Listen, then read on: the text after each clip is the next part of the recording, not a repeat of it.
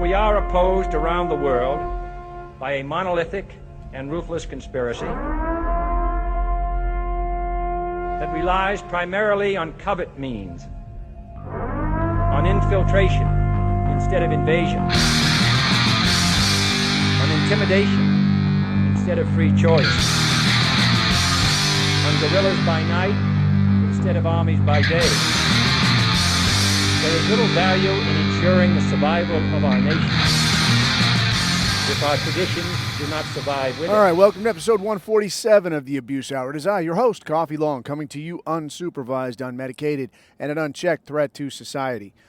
So, yeah, new year, new mental illness, up and running in 2026. I don't know if you did anything good for New Year's. I myself did not. Anyway, so yeah, I'll tell you, I know there's always around the holidays, there's just a content desert, and that's a drag. I didn't want to do it that way. I got a little bit sick, and then it was 1,001 things, planes, trains, automobiles with the fucking holidays, of which I'm not a fan. But yeah, that's over with now. I'm patched up and back up and running. I'll tell you what, dude, for the new year, I got I'm not a fan of, resolutions per se, but I did get eyes on a couple things that I thought were pretty cool, and I put it in play the last couple weeks or so, and I'm getting some good results. So one of the things straight out of the gate is like you hear dudes running on about the seed oil thing, and I kind of I was always like, all right, great, dude, I won't buy, P. Diddy seed oil, grape seed oil, or canola oil or hydrogenated, whatever the fuck, man. Fine. I just won't buy that stuff if that's, if you guys say it's a fucking thing, whatever. Apparently, it's actually a no shit fucking issue, man. This shit is really not good for you at all.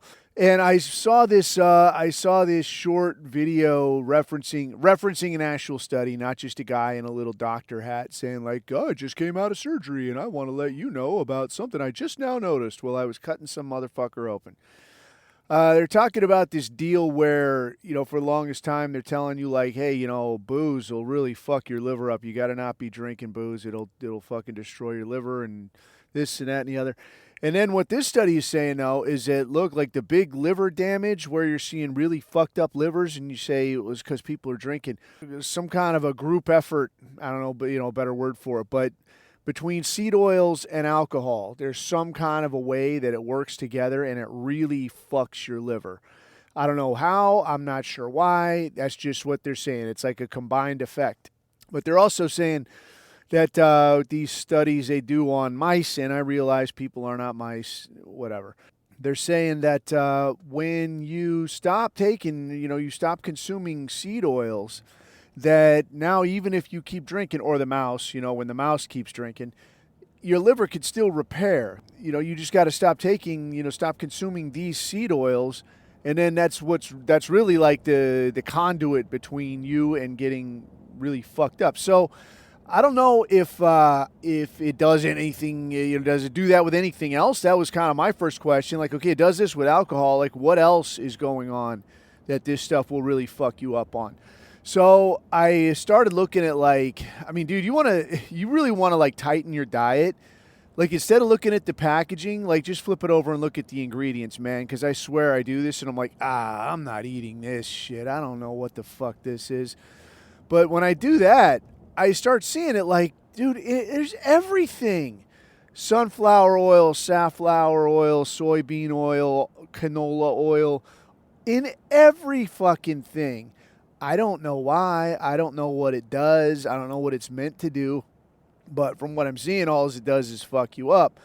Maybe it adds I see it's in a lot of bread type products or, things that got to sit on a shelf for a while, like pretzels and chips and this.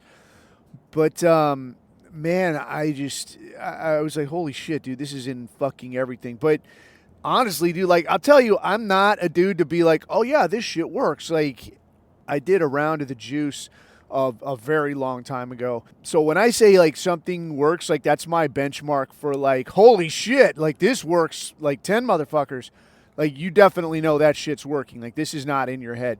So when somebody gives me like any kind of like supplement or something, I'll take it and be like, dude, I'm not doing this baby aspirin thing. It's pretty fucking this. I always think of it that way. I saw this movie a long time ago called Go, and it's like some like 90s rave kid kind of movie, or maybe early 2000s rave kid kind of movie.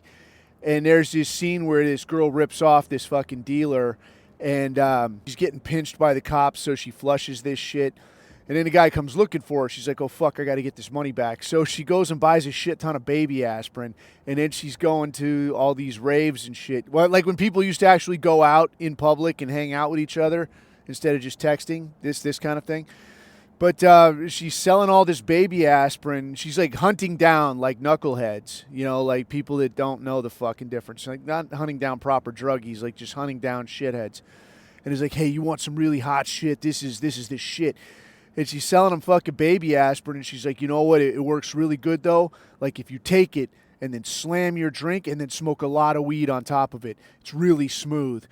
And they're like, oh, yeah, that's great, you know? So I always think of it this way, and I think of these supplements, and it's like, yeah, bro, if you hit your program really good and you're sleeping a lot and your nutrition is spot on, you're going to get a lot out of this. Like, no shit. So pretty much any of these supplement kind of things, man, like the peptide things, any of this, I'm like, is this like baby aspirin? Am I getting fucked around or what? But the seed oil thing, like since I've been looking and taking real good care and making sure not to consume any of this shit, I ain't gonna lie, dude, I'm seeing fucking results. And between that and, you know, here again, you know, baby aspirin, but between that and cutting out anti-inflammatories, and I also got on enclomiphene. Yes, I'd read up a bunch on that shit, and I'd been looking for a while to get on like just straight tea. But then everything I saw was like, all right, well, if you get on this shit, like you're injecting this shit so your body stops producing it. So now once you're on it, you're pretty much on it. And again, I ain't Mr. fucking Pharma, so don't take this like I'm reading it out of the Bible. This is just my very limited understanding. But as I understand it then, is like you start taking tea, you're on this shit because you're not producing it, so you got to get it from somewhere. So this is you on this shit. This enclomiphene shit, on the other hand, the idea here is that I don't completely understand the mechanism of function here, but for whatever reason, it causes you to pump up your own testosterone production. It does make you a little sleepy, though, I notice. Like halfway through the day, I'm like, fuck this, I'm going to take a nap. I can't lie on this shit, man. Like, there's gains. I'm into it. And again, this is like the baby aspirin perspective of like, I'm not going to say like, oh yeah, bro, it works. I can totally feel it. I slammed this whole fucking bottle of vodka and yeah, I feel a little shitty. This stuff, it comes on smooth. But no, seeing solid gains, dude. Hitting new weight limits. I'm getting fat. Yes. No, not really. Other than that, though, yeah, the circus has resumed. I'm on the way back to the airport. I'm still waiting on like a couple clients with these shekels, dude. I will tell you, like I was talking about, dude, some of these, you bust your ass. You bust your ass to try to get to a level where you're working with high dollar clients. And then you get in here with high dollar clients and it's like a whole new set of headaches. Where like $1 billion organization is talking to you about, yeah, you know, shoestrings, budgets, you know, we don't got a lot of money to throw around. Like, don't fucking bullshit me, man. Don't lie to me. So I've actually got this gig that's supposed to go down like next month, but now I still got this gigantic organization, high dollar organization, all hinging on one asshole, one fucking guy that's like, I don't know, I might go out of town and fuck around for a while. Everybody just put everything on pause. No one do anything till I get back. Guy, like, the problem here is you. Your problem is obvious. I'll tell you, so far, 2026 hasn't disappointed. It hasn't disappointed. I'm going to the airport. It's not zero dark early as fuck, so that's a nice change. The nothing ever happens thing has already been chopped off. Like that got broken off straight away. Here we are invading Department of me and you, right? Invading Venezuela. I want to say I'm not too sure what to think of it, but I know what to think of it. This is a racket. This is a scam. And for my money, looking at the people that are clapping their hands like they're getting paid to do it, they're probably clapping their hands because they're getting paid to do it. You know what I mean? So long and short, if you if you haven't been living under a rock, the U.S. kicked off a quick invasion of Venezuela, did a body snatch on the president of the fucking country, and spirited him away back to New York, back to the MCC, I think it's Metropolitan Correctional Center, if I'm understanding that, if I'm remembering that right. In any case, MCC, same place where Jeffrey Epstein did or didn't punch his own ticket, and is being held there awaiting drug charges, drug and weapons charges, possession of weapons for use against the United States, some kind of shit like this. I'm train wreck serious. I just heard this morning. And this entire situation, I mean, there's a lot of smoke and mirrors. There is a lot to unpack. Just in this simple act, there's a lot to think through in terms of what does this mean for now? What might this mean for later? There's a lot to think through here, man. And off the top, I would say that the big takeaway for my money is basically these tiny hats saying we can do whatever the fuck we want. I don't care about your laws. I don't care about the implications. I don't care about economic impacts. I'm going to do whatever I want to do. So the situation then, as it played out, was that I saw a quick timeline, and then I also heard Trump's description of the situation. And I'll tell you, as with everything, there's a little bit of shit talking here. It doesn't appear to have gone down exactly the way they're talking about. What it looks like, well, the way they describe it essentially is that we hit any way that they could stop us from getting in there. Guys got in there. They're saying they sent Delta. Okay. I don't know why they feel the need to dime motherfuckers out. But the other part of this is like this was an operation coming off of a ship, and you sent the Army instead of the Navy. A little bit of a slap in the face. Maybe somebody didn't get their balls cupped properly. Who the fuck knows? Or maybe we're taking turns or some kind of shit out here. I don't know. But for whatever reason, they're saying they sent CAG. Basically, it didn't sound like this thing ran too long. It sounds like they basically set down a helo at the fucking presidential residence, palace, whatever the fuck you call it, wherever the fucking president lives, sat down there, pulled the guy out of his bedroom, as they're saying, yeah, pulled him right out of bed, bro, and took him out to the helo, packaged him up, and took him away. Yeah. So here's the thing. Let's suppose then that this was going to be an opposed body snatch, right? Well, actually, let me start it this way. On the intelligence side, the rule of thumb is that even when you're working in a third world country, even third world countries are trained by first world services. So you can never roll into a third world country thinking that, like, yeah, they're going to come at me with fucking spears and sticks and a rock, right? Because you have to fucking imagine that at some point, some first world country that wants something from these people taught them how to do things the right way. So step number one in this instance would be like, all right, you've got a fucking president. If this guy had any kind of support, you would imagine that he has, like, as soon as there's an early warning of like, hey, there's an invasion on, something's going on, the fucking radar all stopped working at once. This should be an indicator to you. So in a sane world, you would snatch up your leadership, take him away somewhere, and hide him out. And like, yeah, here, stay here. The idea that you would ever leave like through the front door, like, oh shit, somebody's coming. Sir, get your jammies on and we'll head out the front door. I'll get somebody to pull the car around. That's like some day one shit. Like that's not happening, dude. There's going to be like you're behind the bookshelf, ladder down to the fucking garage and out to wherever the fuck, and you're going to make your getaway. Somebody's going to have thought this through. Well, conceptually, yeah, you'd say like, well, third worlders, dude. But again, third worlders are still usually trained by first worlders. So it's difficult to, like, the idea that, oh yeah, we snatched him out of bed. Fucking stop. Just fucking stop. Two, the idea that he was found at his house like this, and they're already saying, people are saying, like, yeah, they had somebody that was diming him out, letting the U.S. know where the guy is, what he's doing, when's the ideal time to roll in here.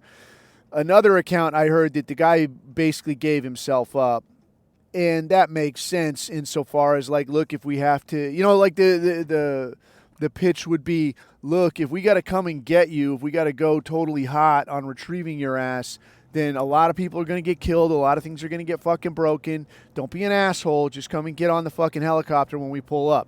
I guess if you're staring down the barrel of, like, the U.S., if you're being honest with yourself, like, you're a third world shitbox country.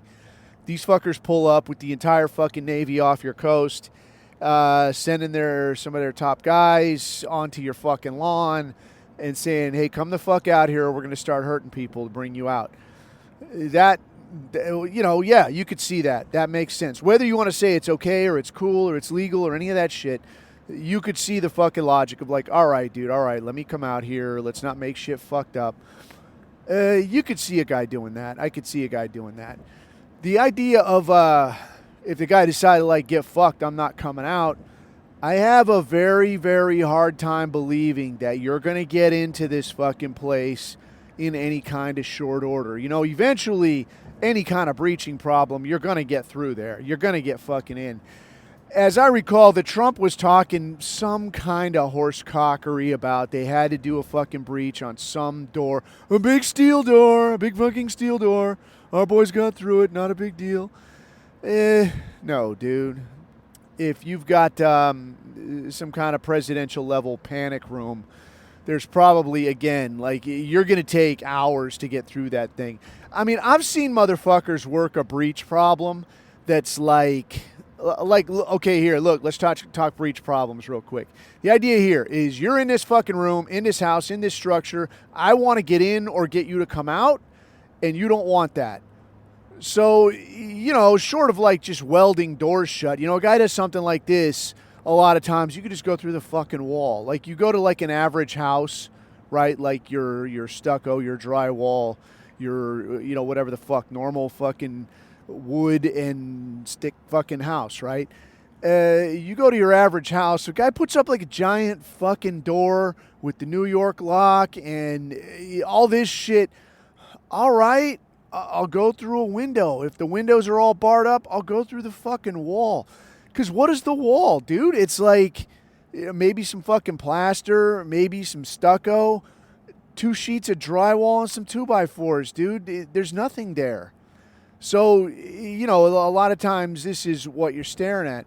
But when you're going through, like, you're going to train on this fucking, legit fucking breach problem.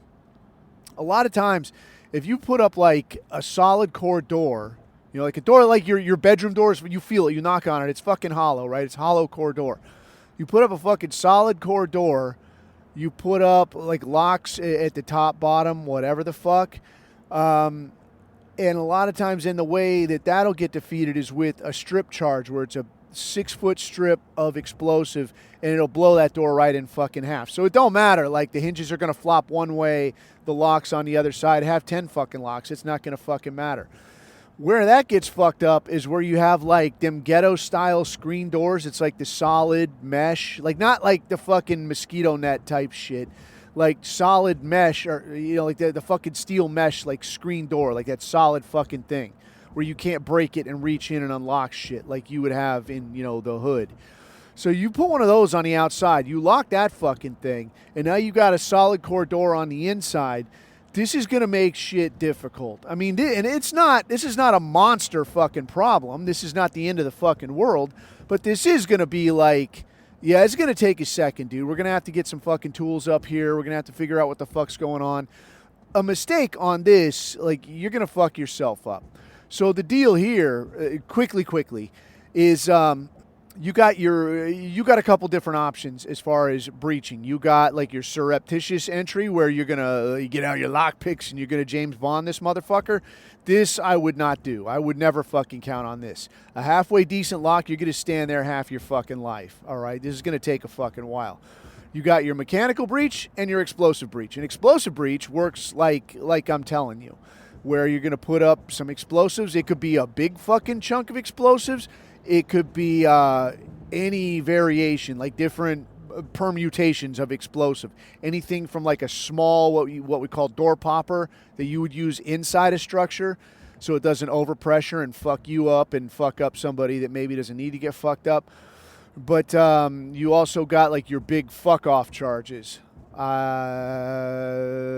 Probably won't. Let's don't get into detail on that. But we'll say that there's large ones like this strip charge I'm talking about, and that's not any kind of secret sauce. But there's other ones where like you'll have this thing propped. Like you'll bring a fucking stick to prop this thing up against the fucking door. So when you light this thing, it's gonna throw this whole fucking door into that room, and it's gonna fuck people up. The deal on that, again, like with the screen door, now you've got like, all right, well, I can't get this charge flush against that door because I got this fucked up screen door in the way. Can you get this screen door out of the way? Yes, you can. The issue here then, it comes to one of our last options, then the mechanical breach. And it's not, I don't mean last options as in like, this is the only thing I have left. But, the third option, mechanical breach. And this is where you've got tools. So you've got like your sledgehammer. You've got a thing called, it's spelled like HOTLINE tool, but it's, people call it hooligan tool or just hoolie tool. And the idea here is that you're going to put the duckbill piece of that tool into between the door jamb and the door. You're going to get the sledge, fucking slam it in there, and then you're going to just pry that thing open. However, that only works on doors that open towards you. The other cool part of this is the verbal confusion that comes talking about, is it an inward opening or an outward opening door? And I guess the usual rule of thumb, and this always becomes like well, wait a minute, it depends, where are you? The door that you're working on, does it open into the room you're trying to get to or outwards away from the room you're trying to get to? So just referencing the room you're trying to get to, because you could be outside a structure, guys will say it's outward opening, inward opening, you know what it means. As soon as you're in a room, guys will start fumble fucking and like, wait, you mean like inward towards me? Because I'm in a room. Is it opening into the room or is it opening out, away? Wait, out, away, is that out from the room or out from me? It's like, dude, just the room you're trying to get to. So if you've got like an outward opening door, you can use this sledge and hoolie situation and pop that thing open 9 times out of 10. However, if a guy gets fucking frazzled, like you go up there and you don't know that you've got this fucking screen door situation or, any kind of fucking shielding like this, a guy can get fucking frazzled. And like, and the quick rule of thumb is just look at the fucking hinges, man. Where are the fucking hinges? This will tell you. Guys get frazzled, though. Maybe they didn't expect to see this shit. You want to get in there quick, maybe before, the president is sliding down the fucking bat pole and making his getaway. But a guy will come up and look at it, and he'll be like, all right, inward opening door, bring me a fucking sledge. And a guy comes up with a fucking sledge, and the idea of a sledge is you're going to fucking pound this thing and knock it in then. But what you're not doing is a guy hasn't looked at the fucking hinges. And what he needs then, he needs to pry the door towards himself, right? Because instead, he's just going to stand there slamming on it. He's going to tell a guy, he'll either take the sledge or he'll tell somebody, you got the sledge, hit it right here. And the guy will start fucking hammering, and it's fucking dark, and maybe nobody's paying attention. And now you're just pounding on this door, and you're only pounding it a way that it doesn't fucking go. And worst case, you wedge this fucking thing in here where now it's going to be a real motherfucker to get the thing open. And now you're going to spend even more time fucking with this. And all the while, the guy is, your guy, Carlos the Jackal, the president, whoever, is fucking escaping. So you don't want that. So you get this thing fucking open. If this shit gets weird, you can bring up a saw, like a big fucking carbon fiber saw, and start sawing through shit. But the idea here is that a fairly simple door can turn super fucked up super fast. So when you're talking about like, we went to the palace and we had to do a fucking breach to get this fucking guy out of here. Dude, if they didn't want you in there, if there were measures in place to keep motherfuckers out, you're not going to fucking get in there, man. And when you finally do, you're not going to get in there in time to get the guy. He's going to be down the fucking road. He's going to be out through the fucking bushes. He's going to be in a fucking Daewoo Prince headed off towards the far side of town in a little helicopter or some shit. And I mean, that ain't a fucking knock. That's just a fucking fact, man. That's just a fucking fact. This idea that, like, yeah, we fucking snatched him up. Look, dude, in all, it was an impressive piece of work. Like, you turned off all the fucking lights, hit some key nodes of resistance or whatever the fuck, and got in there and pulled out your guy. However, you can't come and say that, like, oh yeah, it was totally opposed, bro. We fucking had to snatch his ass out of there. He never saw us coming, bro. Like, that's it's not fucking honest, man.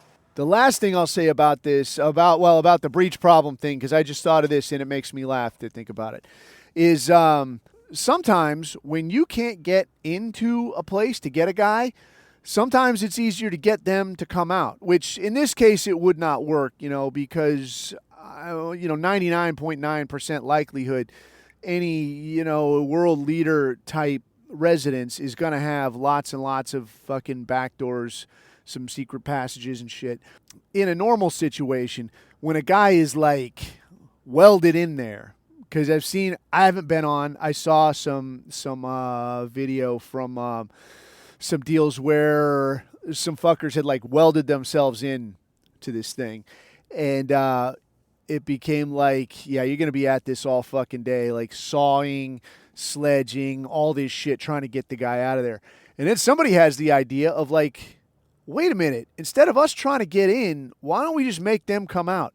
So instead, they just cut like a little hole in like the weakest, like the wall. Like, you got the fucking door all welded shut, and that's terrific.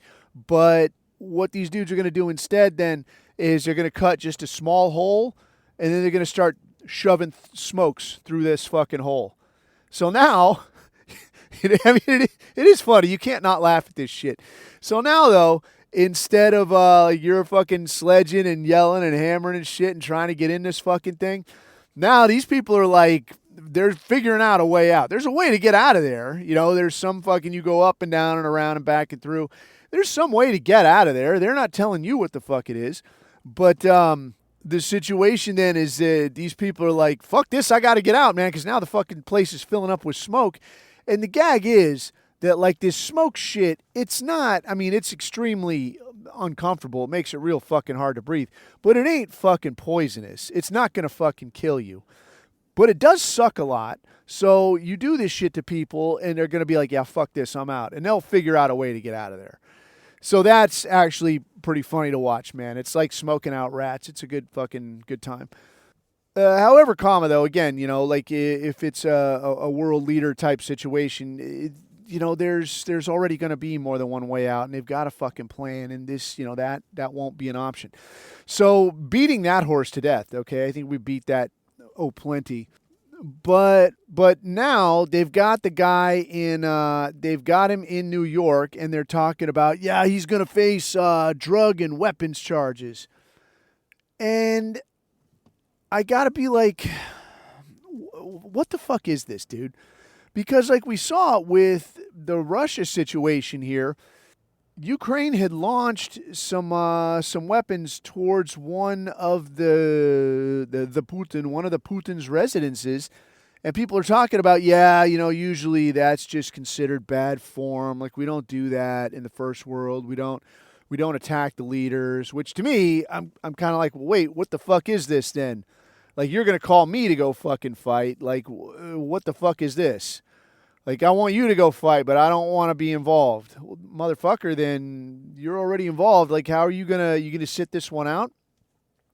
Irregardless, though, that's just been, so far as I understand, that's just been the way that it goes. You don't go after the actual, like, leader. You leave them people be. So that was when you saw this with the Ukraine situation. That's one of the points where Russia really ramped up, and they're like, you know what, now, fuck you, we're going to come after your ass. And then nobody really said anything about it. Of like, sorry, that's just the way it is. Nobody really said that, because this is the way that business is done. It's like this kind of wartime etiquette or some shit. However, we're doing this thing where we're not just going after world leaders, that we're actually going into their country to snatch them up. they're talking this thing, first this thing with like weapons, drugs, whatever. Are we saying that like anybody that says, yeah, I'll kill any American that invades my country, if I get that guy in my sights, are we doing that now? Are we doing that to every country on the planet or just this country? If somebody ever has acted against Americans, because this guy, who did he ever go after? And I ain't fucking Venezuela. I didn't lose my wallet in Caracas. I'm just saying, what did this guy ever do? What did this guy do to warrant this action, right? Oh, well, he had weapons and he's an enemy of the U.S. Okay, well, how about a guy that has actually attacked American interests or American allies?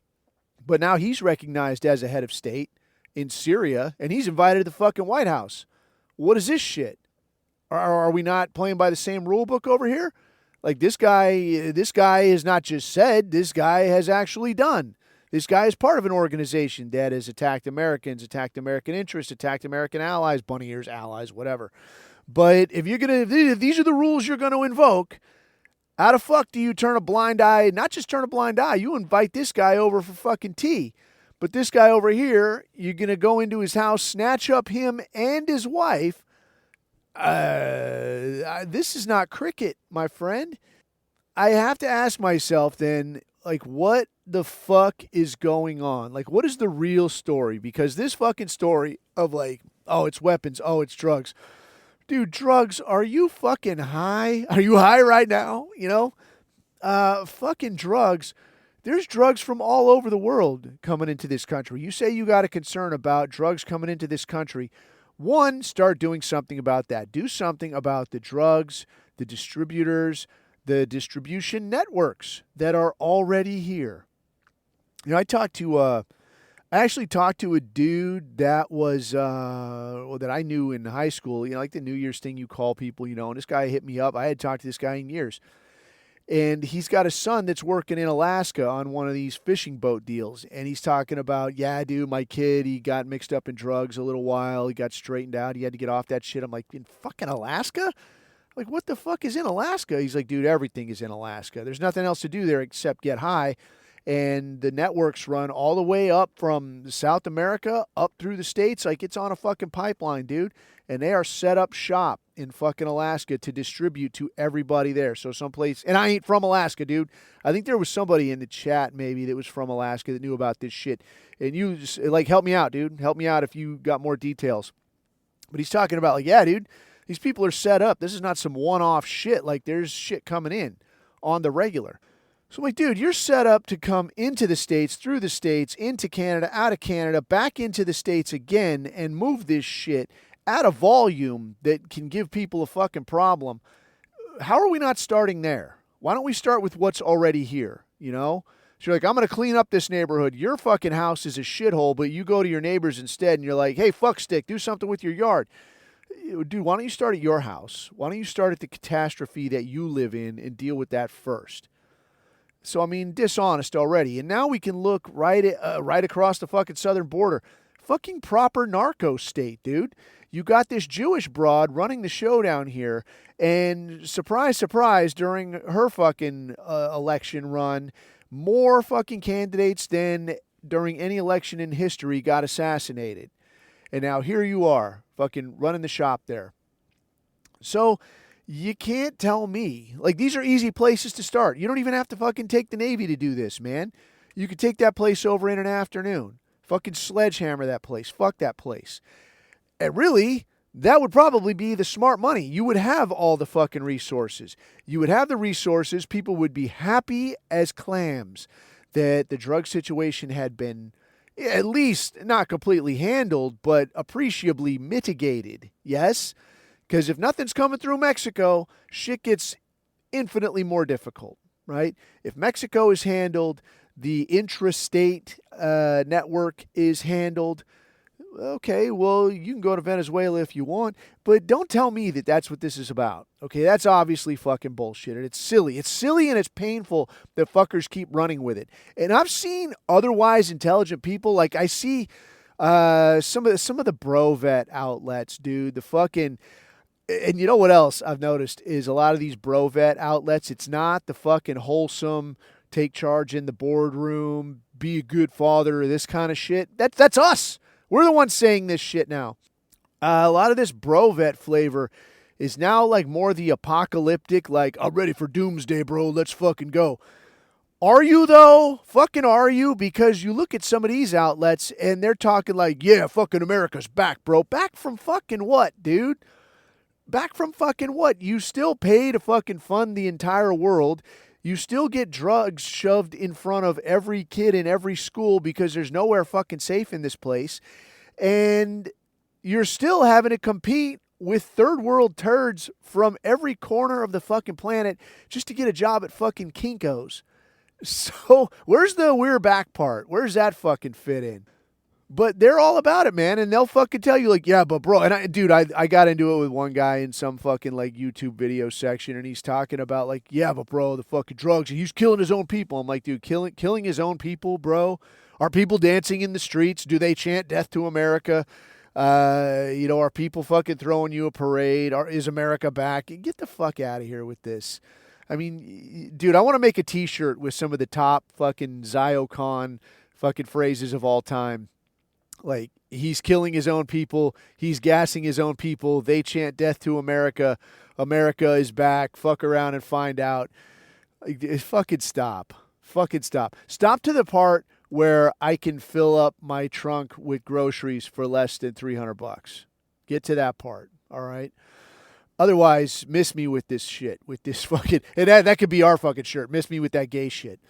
Anyway, so yeah, no, it's not about the drugs. It's about, you could say, again, it's about the oil. It is about the oil, but it's not about getting the oil. It's about nobody else getting the oil. Because as you've seen, like Russia had advisors in there. China is doing what China does. They're like ants. They just get into things. They destroy things. They don't give a fuck. They're not worried. I mean, you could say, oh, the white man is exploiting and colonizing me, dude. You haven't been ass raped by the Chinaman yet. Keep at it. See how it pans out. So, yeah, I mean, dude, if you haven't seen that Empire of Dust fucking show on YouTube, I think it's only on YouTube now, but it's Chinamen in Africa. It's hilarious. And to see Chinamen who don't give a fuck, they're like, I want this shit. I'm paying you. You better do this shit. Stop breaking my stuff. They don't give a fuck. The Africans don't care. They're like, the Africans steal shit. They bust up the trucks. You hand them a fucking safety helmet. They take it out immediately and sell it for $5 so they can go get a beer or whatever. They don't care. And it's hilarious because it's like, neither of these people give a fuck. The Chinaman doesn't give a fuck if he's sledgehammering these Africans, and the African doesn't give a fuck if he's ripping off these Chinamen. So it's hilarious. But now you get these Chinamen pouring into South America, and your immediate concern is that they've got access. One, they've got access to the world's largest oil reserve. But two, they've got access and a willingness to sell this shit in currency other than dollars American, which, if you will recall that I've beat on 100 fucking times, that is the petrodollar. That is why America can be off the gold standard, why America can produce essentially nothing, but the dollar will still remain valuable because all petroleum around the world is bought and sold in dollars. So wherever petroleum is happening, that's people needing dollars. So I don't mean at the gas station, fuckwit. I mean like anybody that's pulling oil out of the ground, you're going to buy and sell this shit in dollars American.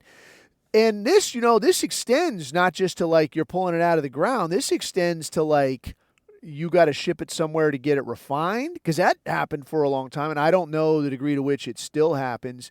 But I know for a while, at least when I had looked at it, Russia was shipping oil to the U.S. to get refined. So all the talk about like fucking sanctions and this and that. Yeah, but you want them fucking dollars American. So they're going to be all right with like, yeah, but still ship it over here. We'll refine your shit and you send it right back out the door. So why would you not do this shit in-house? Why would you do X, Y, and Z? I guess there's different kind of oil in different places and different refining methods. And I don't pretend to know anything about this shit. All I can tell you for sure, though, is that where oil is concerned, a lot of these little bitching rivalries, that shit starts taking a back seat because, like, yeah, okay, that's great, but we all got to eat, right? So let's fucking keep this oil thing up and running. However, then, Russia, China, the BRICS situation, right? They've had instances where people are buying and selling in currency other than dollars American.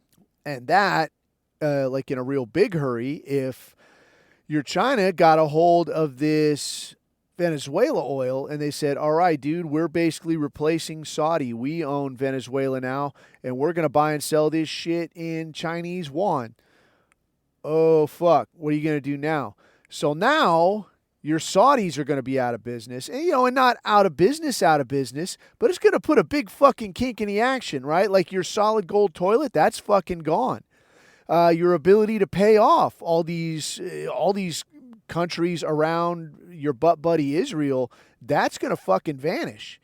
So that's going to go right back to the third world. You're going to be right back on the fucking camel within a generation because these people don't know how to save shit, right? These people live fucking hand to mouth customarily, dude, and you hand them $1 billion, they'll spend $1,001,000. They don't give a fuck.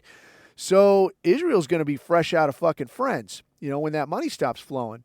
And on top of which, the only people that they could count on to save their asses, their tiny-hatted coin-clipping asses, their currency is now worthless. So they can't afford to buy all the bells and whistles. They can't afford to develop all of the missiles and the rockets. They can't afford to sail an entire goddamn armada off your fucking coast to make sure that you can commit genocide in peace. All right? That shit's not happening anymore. You're going to be fresh out of fucking friends.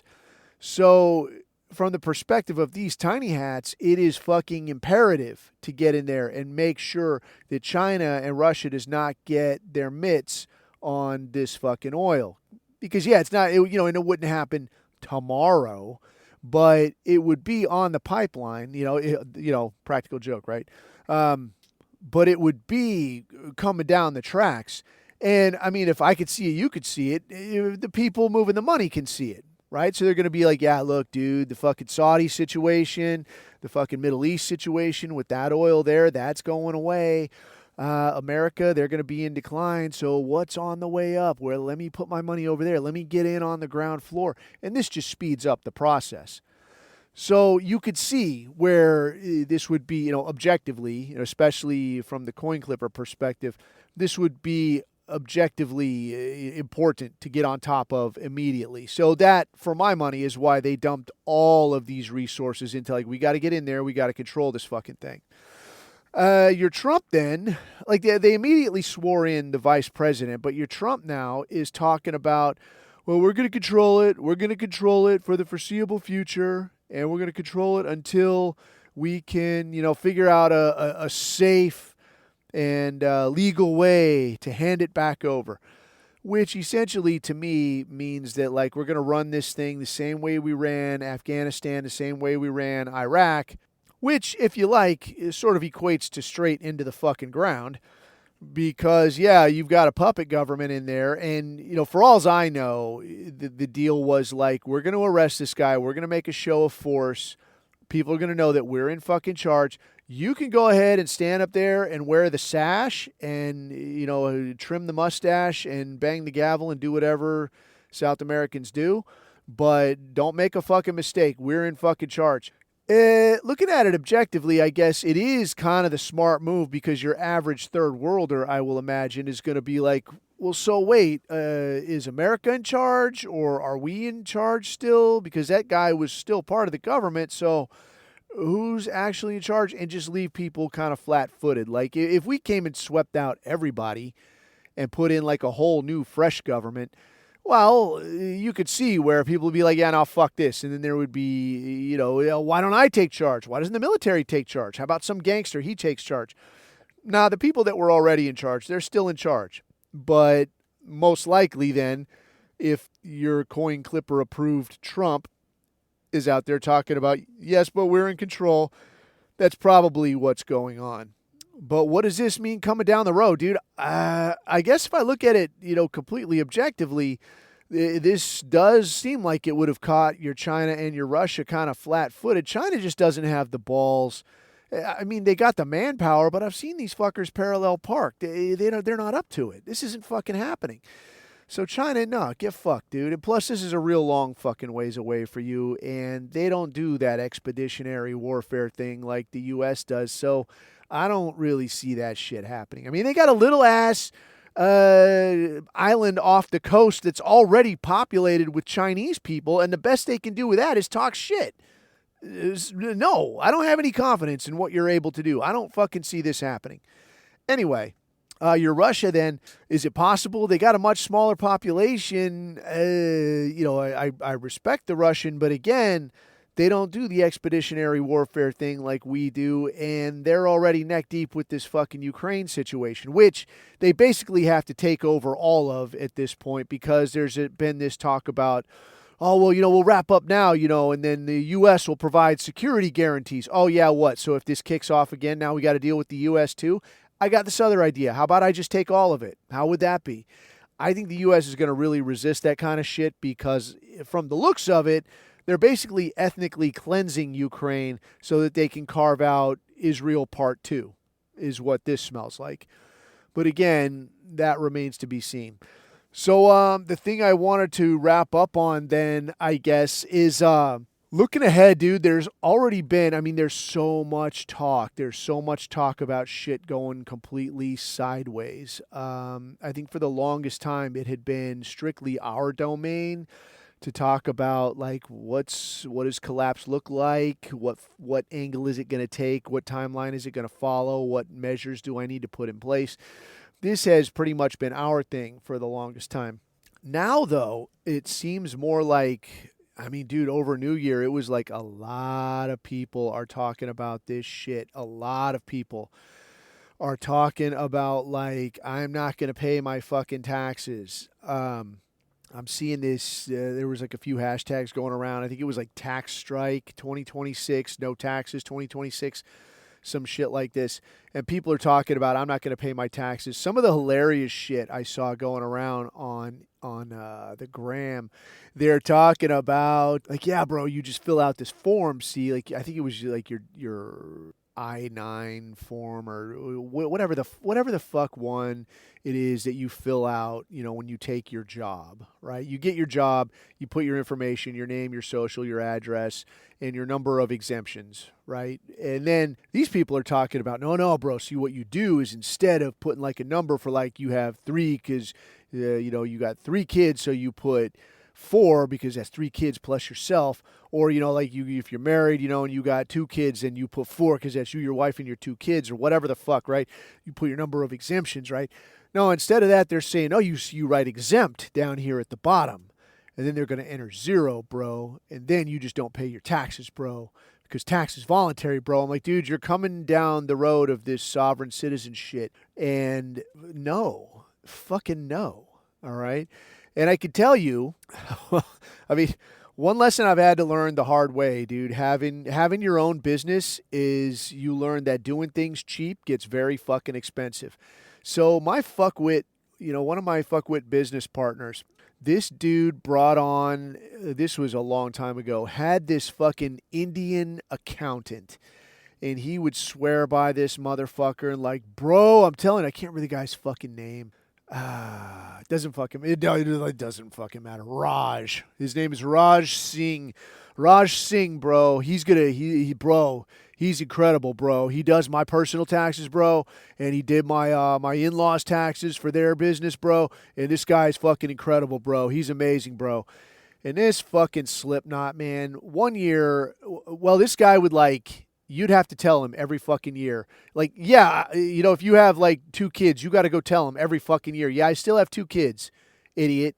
Don't put fucking 0 in there. I'm going to get fucked up, right? Or, if you have no kids and this guy turns off everything, hey, it needs to be this. You got to tell him every fucking year. He won't leave it like what it was last year. He might put something totally fucking random in there. Like, why is this oddball amount getting taken out? Oh, because I think you'll say that you have, dude, stop. Stop doing what you think and just do what I ask you to do. So the dude would do wazoo shit. Some years he would zero it out where like I'm not getting any taxes taken out of money that I'm making. And I'd have to be like, no, shithead, you have to put fucking something. Oh, well, you can just pay the IRS directly. I'm like, yeah, I could do that, or I could pay a fucking accountant to do this fucking shit for me. So some of it comes out every time I get paid. I don't got to go to the end of the month and then fucking start doing math. Why don't you do this shit? It's what I pay you for. Oh, you said that. That's okay. I can do it. I can just put it in here if that is what you want. Yes, that is what I want. Asshole. So finally, 1 year, this asshole, I get my fucking taxes done through this idiot. And this fucking guy, he does my fucking taxes. And then he calls me. He's like, I need you to come in here. We need to talk about what is happening here. And I'm like, what the fuck? And my taxes are all fucked up. And the IRS is sending me fuck you letters and like, you're not disclosing what you're actually making. You need to make this right. And I'm like, well, you're my fucking accountant. What is going on here? And the dude is like, well, you did not give me your your W-2. You did not give it to me. I'm like, you fucking moron. You generate the W-2s. You generate W-2s for everybody that works for my fucking company. You asshole. Where's my fucking W-2? Oh, well, I can make this right. It is not a problem. So this guy does this, and now, like, accountants apparently have this backdoor deal where they can call the IRS. Like, if you call, right, because I've had to call the IRS before, and you're going to be on that phone all fucking day, dude. Like, you'll sit on hold, and they don't give a shit. Like, they'll go to lunch and come back. And then, like, oh, hey, can you keep holding? Like, fuck, dude, come on. But, like, accountants, they've got, like, a little hotline to the IRS. So this guy, he calls. He has to send him a fucking letter. I see a copy, pursuant to our conversation. I get a copy of the fucking letter, and the letter is like, yes, my client neglected to give me his W-2s. Please allow this, And I call this guy up. I'm like, hey, asshole. Don't fucking try to call the IRS and tell them that I am fucked up. You were the idiot that was supposed to generate this thing. You looked at all these other people that I work with, and then you looked at my fucking account, and you completely forgot to like, oh yeah, this guy, Coffee, where's his W-2? Oh, maybe I should print it out and add it in here. You were the one that fucked this up. You need to make it fucking right yesterday. And I shit you not, to this day, my fucking account with the IRS is still fucked up for that year. It's still at like, oh yeah, we don't have any, you didn't make money this year. I don't know what the fuck is going on. I'm like, dude, I hate this motherfucker so much. So I'm like, all right, dude, you're fucking gone. And I had to have harsh words with the business partner. Like, look, you're fucking hot tip, bargain basement, Singh Raj fucking accountant. If I don't fucking put this guy in his own trunk, right, you got to fucking get rid of him. He needs to be replaced yesterday. All right, man, goddamn, dude, you don't got to get so pissed off. Apparently I do. Anyway, what the fuck was I talking about? So, yeah, so the IRS, man, like, they will come after you for this shit. So, like, if you don't pay, like, the minute you stop fucking paying, right, if you say, I'm not paying fucking taxes this year, you're making money, they're not making money. If you don't go and kick in money, at the end of the fucking year, there's going to be a fucking penalty of like, hey, asshole, we wanted that fucking money. We were going to make money loaning out your money, and we didn't get to do that. So now you're going to fucking pay. Like, you're getting fucking strong-armed here. Like, you're being robbed. You're being shook down by gangsters. There's no question about this.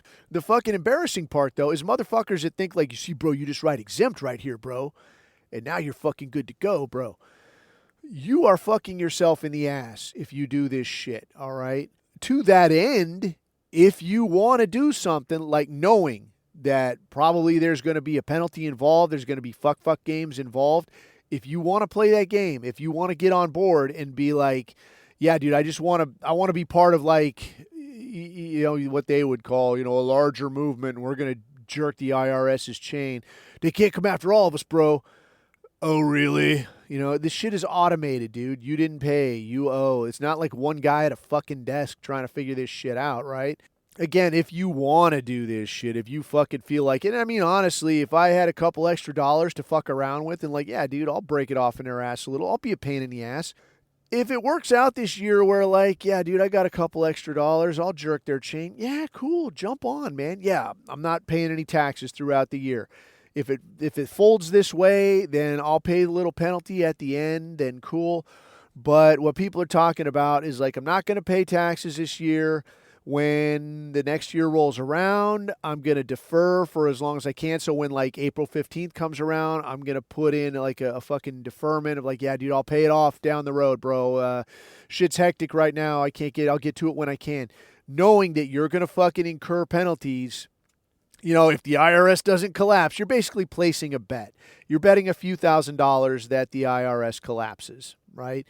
Probably you're going to lose that money. If millions and millions of people, granted, if millions and millions of people do this, yeah, they're not going to be able to keep up. They're not going to be able to send your money to fucking fake Somalian daycares, which, by the way, I guess some Jewish some Jewish she-judge, just put some shit in place to help conceal details and information and probably routing numbers and, Hebrew assistance going to all of those fake Somalian daycares. Like, imagine my fucking shock, right?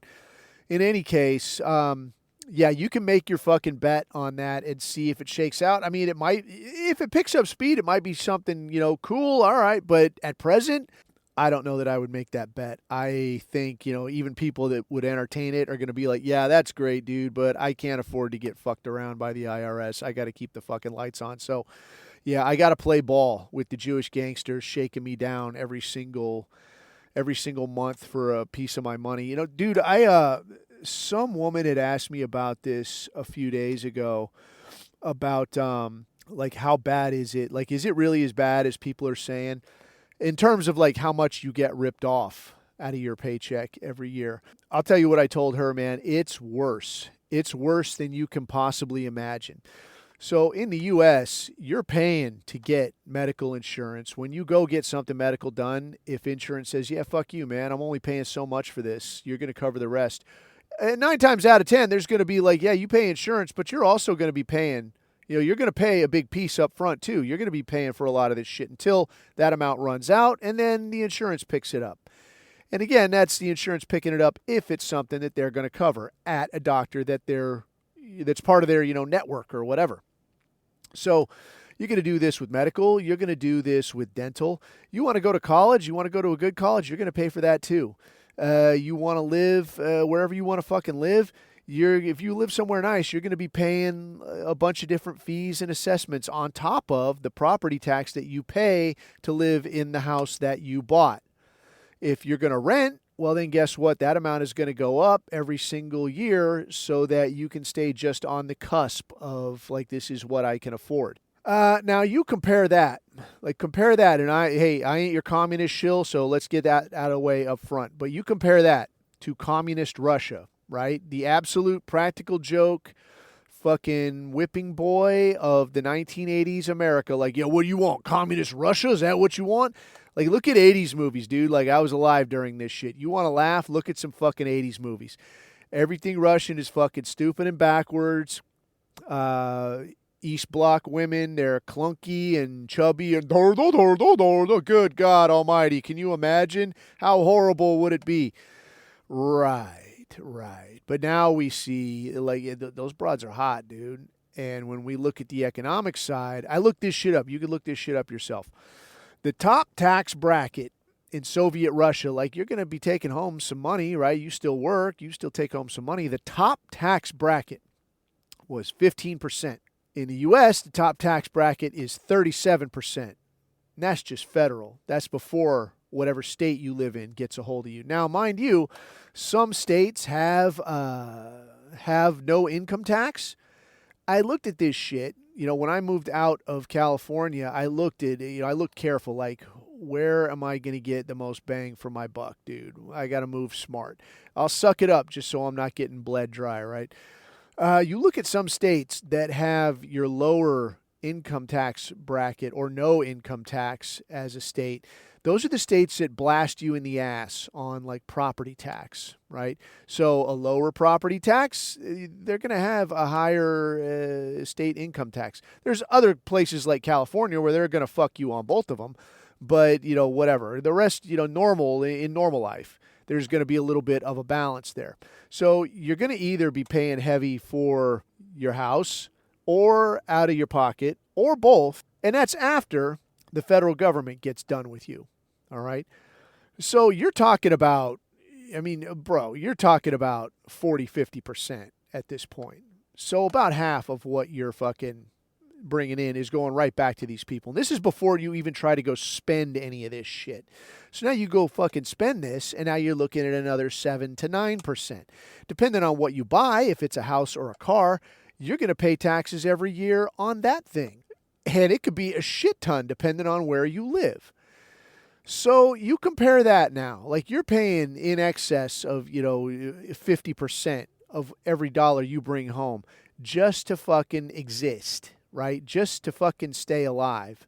And that's before you even get food in your mouth, all right?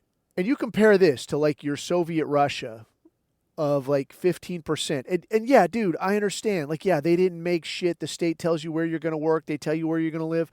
I appreciate all that shit. I understand all that shit. That's not what I'm talking about. I'm talking about the straight numbers, though. If you're smart, they're going to let you go to fucking college, right? If you're Tyrone and you want to be, you want to be on a debate club. On a debate club, you want to be, that fucking shit. That, I'm going to imagine you didn't see at any kind of state-funded, state-run college. Oh, look how smart they are, these brilliant baboons. No. That, I'm guessing, did not happen. So, if you're a smart character, they're going to probably send you over there. Granted, again, if you're an enemy of the state, you're going to probably not get a ride to college. However, in the U.S., you're getting the same fucking thing. And all you got to be is white. It's like, so one, if you're white, that's already a strike against. But if you're some kind of political dissident, you're not getting that fucking ride to college, dude. You're not going to even get allowed in. They might actually try to bring some kind of criminal charges with you if you utter the dreaded N-word on campus. You're going to lose whatever money you paid to them, and then they're going to try to have you fucking arrested, right? So understand, like, you're entering some other world where, like, you're drunk, some girl is drunk, now that's rape, and they're going to see about trying to charge you for rape. Wait, that's in real life. That don't work quite that way. Well, it does in college. So watch your fucking step. This is where you're at in the States. So yeah, I can understand, like, yeah, you talking about going to some kind of Soviet college, dude, this is what you're up against. Well, dude, again, look at what you're up against here. A lot of the same shit. Plus, you got to pay out the ass for the privilege.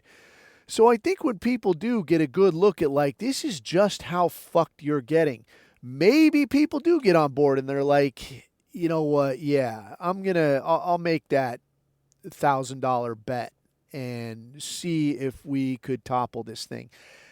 Again, I don't know how that shakes loose, but what I wanted to get at is that looking at some of the talk that's out there is that these kind of discussions used to be exclusively our domain, that we were the ones talking about, like, yeah, dude, this is how shit could go wrong. Here's how things could all go tits up. Here's kind of the timeline we're on, the tracks we're going down, and so on and so forth. But so many people are talking about this now. I think it's time that people like us start talking about what does it look like when it stands back up.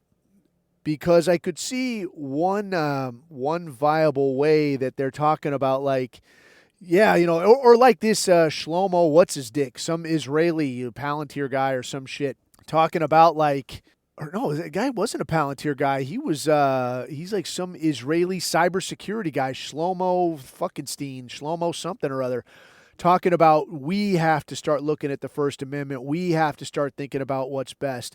We want to promote laws. Like, motherfucker, what are you talking about promoting any fucking thing? You're from some other fucking country, dude. And I think, again, the idea here is, like, let's shut America off and let's turn it back on without this First and Second Amendment bullshit, because that's really throwing a wrench into things. I think, like the Venezuela thing, if they did it before anybody thought of it, they could probably do it quick and, like, yeah, America fucking failed, but we're going to restart. We're going to stand this back up. We're going to draft a quick constitution. We're going to do X, Y, and Z. Okay, see, everything's back to normal. Lights are back on. Everything's cool.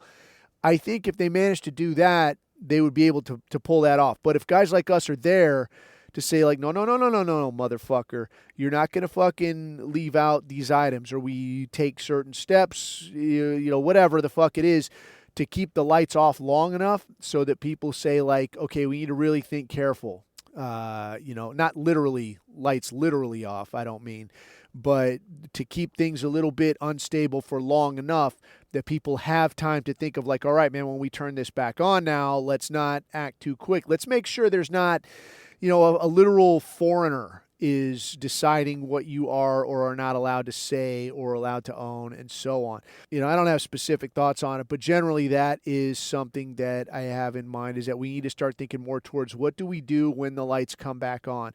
What shape is it going to take, when they try to make their move? Because like Venezuela, we kind of see how that unfolded, and okay, the lights are off, the lights are back on. Yay, and it took less than a day. And everything's fine, except we're in charge now. We don't want that here. We don't want that to happen where like, yeah, the lights are off, now the lights are back on, Shlomo's in charge, you better watch your fucking mouth, and mandatory gun buyback. Surprise, fuck sticks. Right? So that's what we don't want. Anyway, I think I got to get in here to the airport. If you dig this, it's available wherever dodgy content is purveyed. Make sure that you kick down for Above Time Coffee. They don't fund me. I just shill for them. Above Time Coffee, a product made by white people for white people. Put it in a cup. Put it in your mouth. It's for you. If you want to leave a message, talk some shit, you can leave a message on the Abuse Hour hotline at 833-227-3314. That's 833-BEAST14. So until next time, man, keep your eyes on the horizon, keep your neck out of the noose. I have been Coffee. These are my takes.